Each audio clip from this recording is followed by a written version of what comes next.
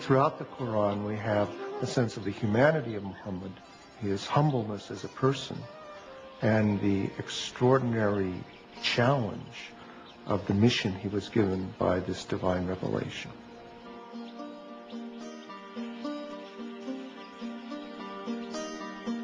As the Muslim community grew in Medina, a life of simple devotion and ritual developed.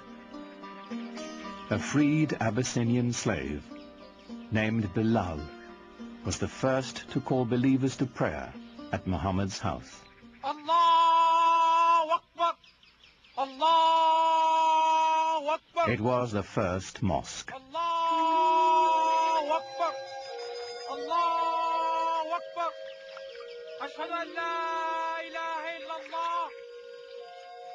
The call to prayer has within it the first Islamic pillar, which is the affirmation of God's unity.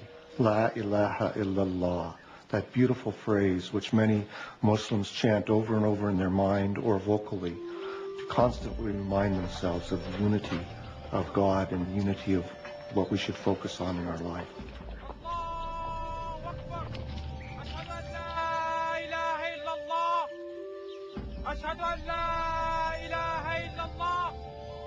Ashhadu anna Muhammadan Rasulullah. Praying together is a good thing. It cements the idea of belonging to a movement, to a religion, to an organization, to a community.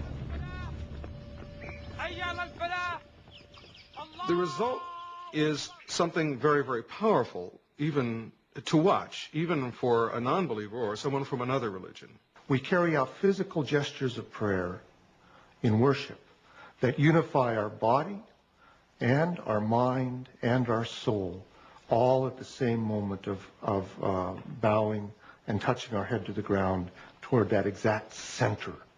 What could be a more powerful symbol of unity?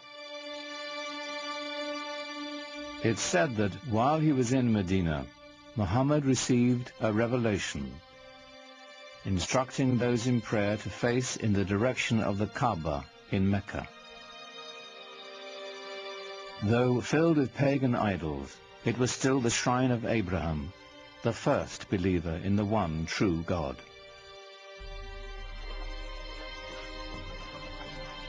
But even as the Muslims were praying toward Mecca, their enemies there were rallying in force. Their goal, to wipe out the Muslims.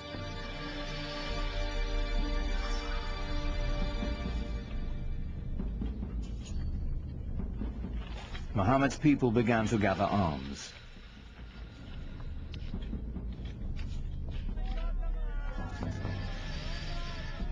Though the Muslims prepared as best they could, they were outnumbered and outmatched. They mustered a force of only 313, mostly old men and boys, with few weapons. While the approaching Meccans were heavily armed and 1,000 strong.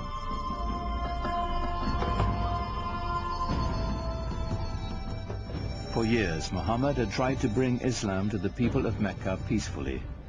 Now it was time to fight.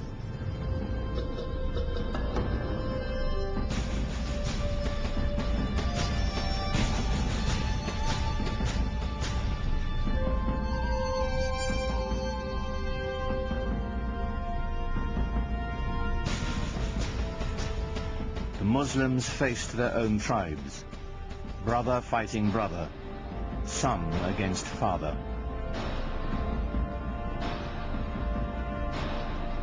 Yet they came armed with a powerful weapon, a passionate belief in their faith.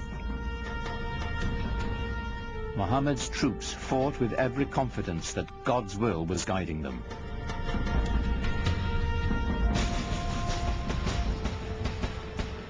They fought 3 very, very bloody battles. At one point, the entire young Muslim community was right on the edge of annihilation.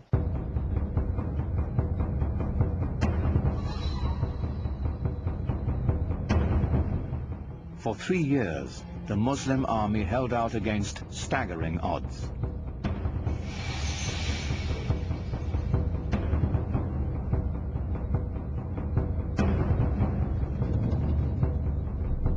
As word of the fighting spread, other Bedouin tribes saw God's hand in Muhammad's victories. One by one, the peoples of the desert began to join in his struggle. The Muslim army grew, and the tide began to turn.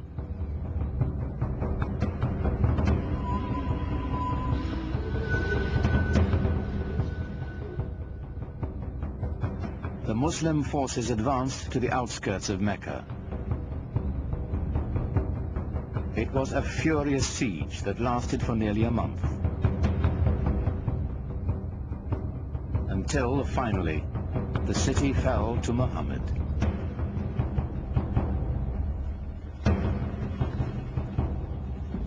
In 630 AD, the terrified people of Mecca braced for the onslaught.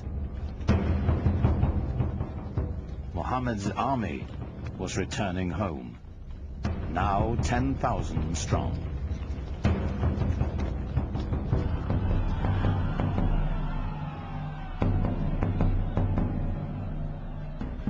The vanquished knew the terrible fate that awaited them. According to the modes of tribal warfare, the Meccans could expect a big revenge. The men are usually killed, women and children are sold into slavery. There's little pity for the loser in a tribal war. Of course, that's standard around the world.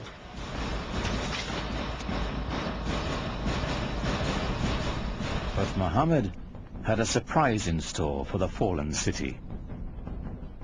When Muhammad came into Mecca, and not only did not carry out a bloody revenge, but actually embraced the very Meccans who had fought him for 3 years and attempted to annihilate him, it was very shocking to the people in his milieu. So within the very founding of a religion, one finds episodes of great generosity, often extraordinary acts of kindness and mercy.